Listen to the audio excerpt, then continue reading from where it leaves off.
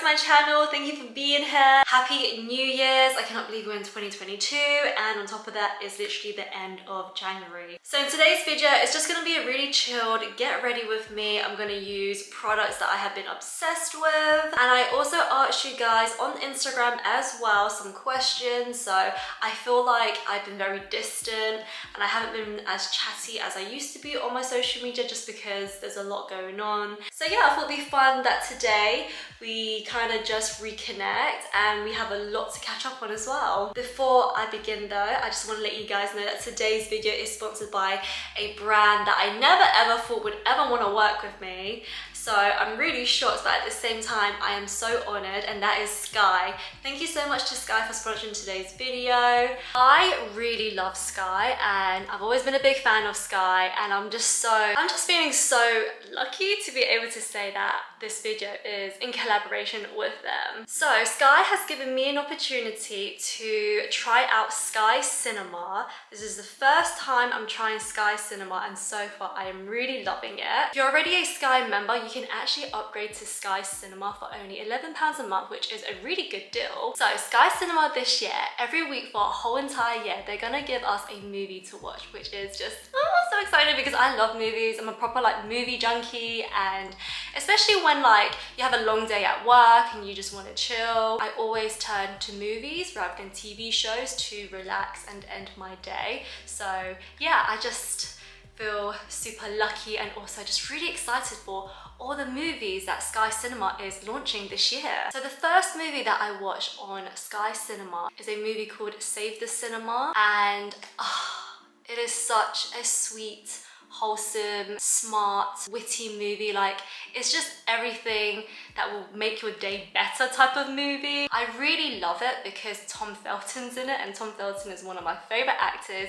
If you're a Harry Potter fan, then you know. I know you will love this movie because Tom Felton, he's just such a sweetheart in this movie, and his acting was amazing and his accent was amazing as well. Save the Cinema is based on a true story, and it is so interesting and special to watch. And I say special because it really is a special, warm-hearted movie and storyline. So it's about a Welsh woman, and it is based in Wales, and she lives in this small town, and in this small town there is a cinema, and it's about to get demolished, and she's doing anything and everything she can to prevent, you know, these big suited and booted businessmen to knock down this cinema. And she made a really good quote in this movie, and that is, you know, the cinema brings everyone together.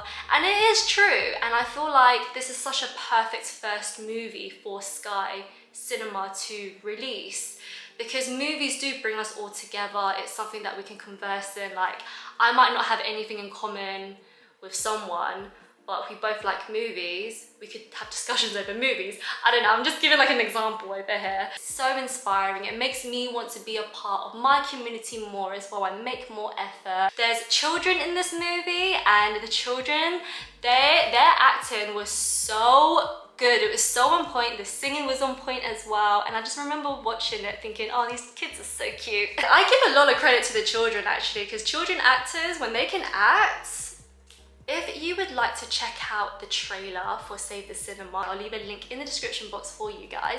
If you have seen Save the Cinema, I would love to know what your thoughts and opinions are.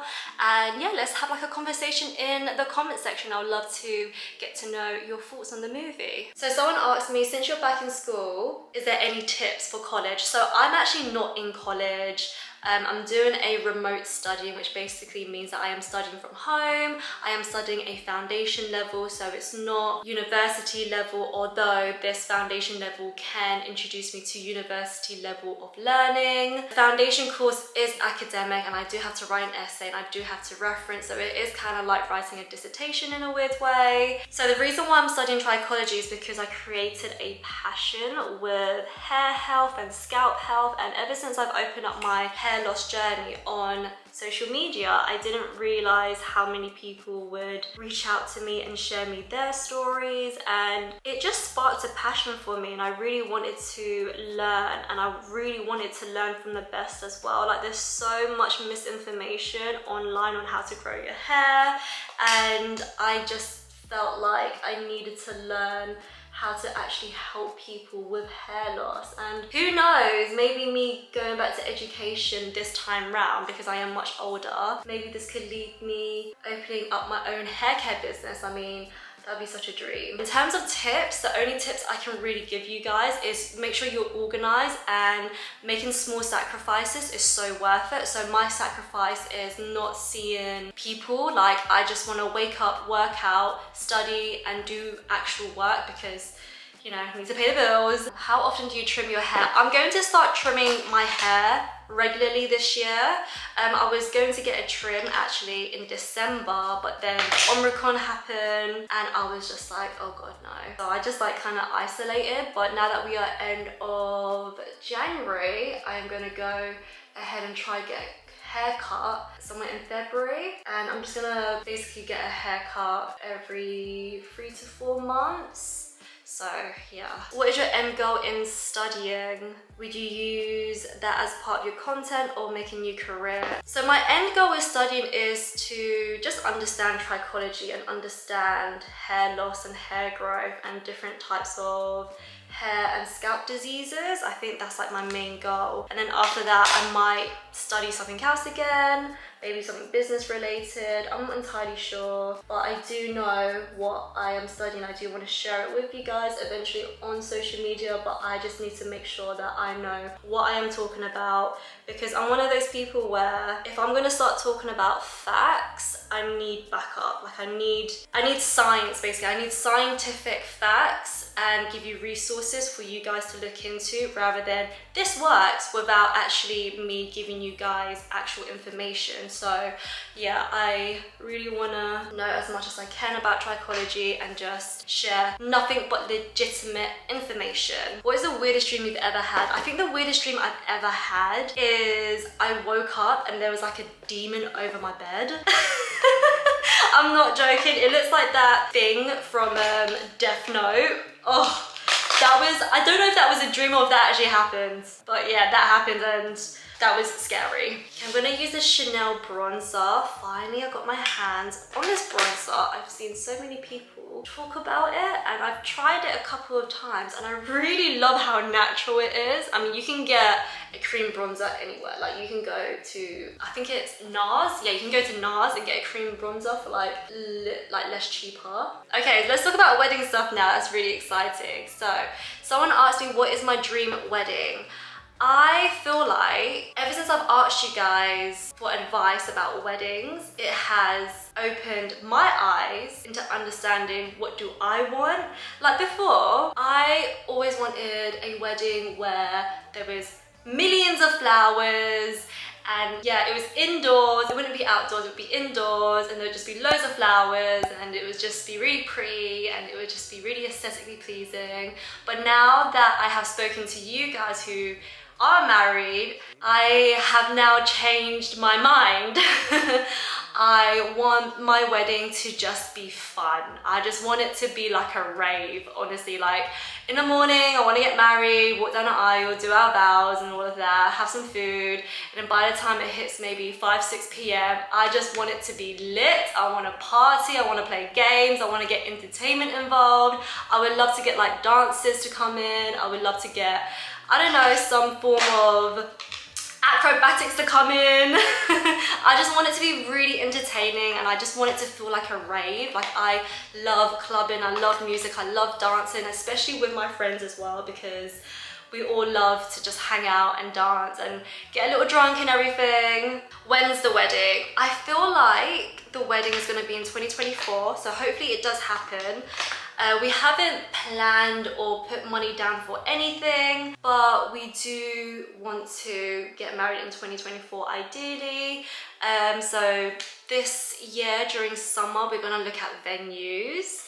So I'll definitely vlog that for you guys and share it on here, and hopefully we find something that we like. I've heard that a lot of fiancés, when they go out venue viewing, they get catfished a lot, and I don't want that to happen. But yeah, hopefully my experience of finding a venue was super easy, because I imagine it being really hard. It's kind of like house hunting in a weird way. Like you're trying to find the perfect house to live in. Yeah, and then I think for me and Nathan, we want to find the best venue that allows partying and, you know, smoke machines and, you know, LED lights and all of that, as well as loud music, as well as offer really good food as well. So I want to ask you, what are my 2022 goals? Honestly, not much. They're very boring, they're very plain. It's honestly just studying and just being the best version of myself. I want to be nicer to people, which I know sounds really silly, but that's always been my goal every year, is just be kinder, be nicer, because I feel like when you're kind to other people, you're kind to yourself. And just be more positive. What else? I think just being in the best shape of my life as well. Like every year, especially during the pandemic, I was always complaining about my body and how uncomfortable I felt in it. But now that I'm in a routine where I'm able to work out without complaining, I just want to be in the best shape of my life. So I would like to run a marathon, so I might do that this year.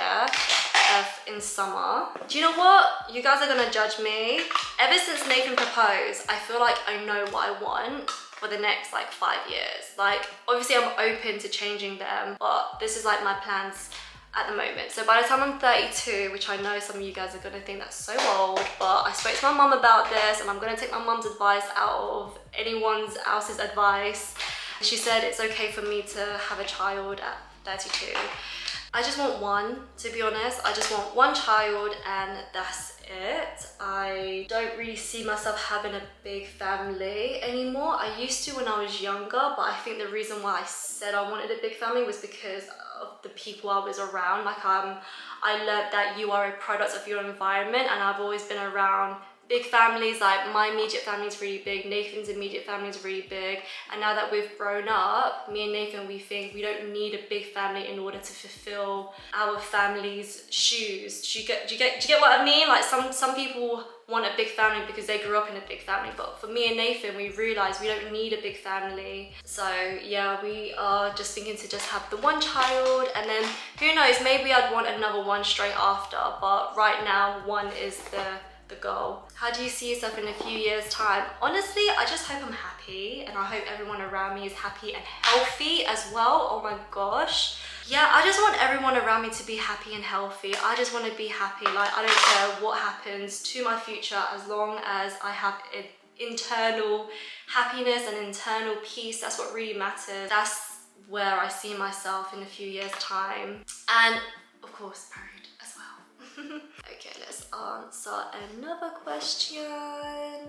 How do you keep motivated? I feel like what keeps me motivated is just being organized. Like, I don't rely on motivations to get stuff done. I rely on being organized and sticking to it and just staying disciplined. And I've learned that actually through working out. I've learned that in order for you to be able to lift, let's say my goal last year was to be able to hip thrust 90 kg.